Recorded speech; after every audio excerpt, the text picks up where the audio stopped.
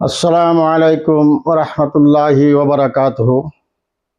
অতি সম্মানীয় আমার বিশ্ববাসী ধর্মপ্রাণ ভাই বন্ধু সকল, আশা করি আপনারা সবাই ভালো আছেন।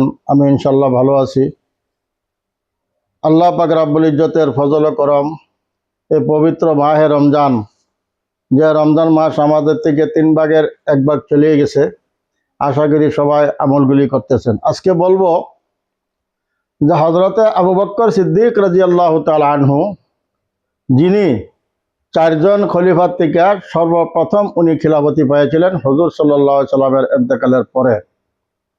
প্রথম হলো হযরত আবু বকর সিদ্দিক রাদিয়াল্লাহু আনহু, দ্বিতীয় খলিফা হযরত উমর ফারুক রাদিয়াল্লাহু তাআলা আনহু, তৃতীয় খলিফা হযরত উসমান গনি রাদিয়াল্লাহু তাআলা আনহু, চতুর্থ খলিফা হযরত আলী কাররামুল্লাহি ওয়াজহু রাদিয়াল্লাহু তাআলা আনহু।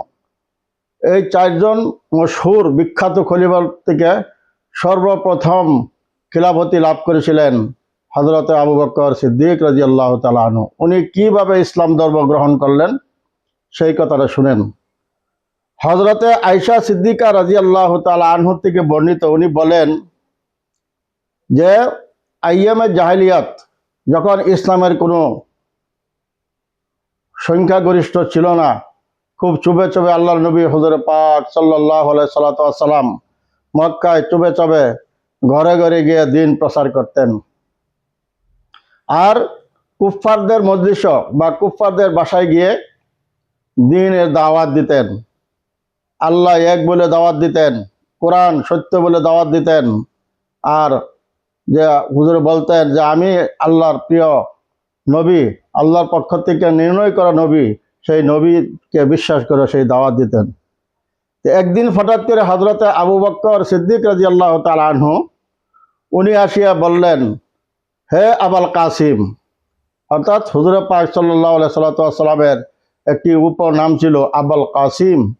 হে আবুল কাসিম, বহুত দিন হয়ে গেল তোমাকে আমাদের কোনো মজলিসও দেখি না।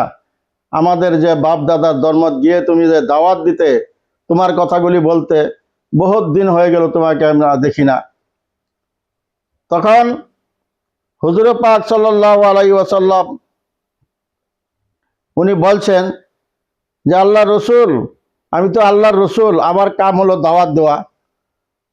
তোমাদের মসজিদ থেকে কিছু মানুষে আমাকে এমন বলে যে আমি তোমাদের বাপ দাদার, তোমাদের পূর্বপুরুষের ধর্মরূপে আঘাত করতেছি, সেই কারণে আমি কতদিন ধরে যাইতেছি না। গতিকে আমি ইনশাল্লাহ যাব। তারপরে আসিয়া আরও কয়েকজন সাহাবা উনাগরে দেখছে যে আবু বকর সিদ্দিককে দেখলেন যে উনাগর সম্মুখেও আল্লাহর নবী ইসলামের দাওয়াত দিচ্ছেন। তো সঙ্গে সঙ্গে হযরত আবু বকর সিদ্দিক রাদিয়াল্লাহু তাআলা আনহু উনি ইসলাম গ্রহণ করলেন। ওনার সাথে আরও বহুত সাহাবারা ইসলাম গ্রহণ করেছিলেন। হযরত আবু বকর সিদ্দিক যখন ইসলাম গ্রহণ করেছেন তখন তার বয়স ছিল 36 বৎসর। সব সাহাবার থেকে তার বয়স বহুত বেশি ছিল। তো মহতরম বস্তু বুজুর্গ, পরবর্তী অংশ ইনশাআল্লাহ আমি পরবর্তীতে বলবো। ওয়া আখিরি দাওয়ানা আনিল হামদুলিল্লাহি রাব্বিল আলামিন।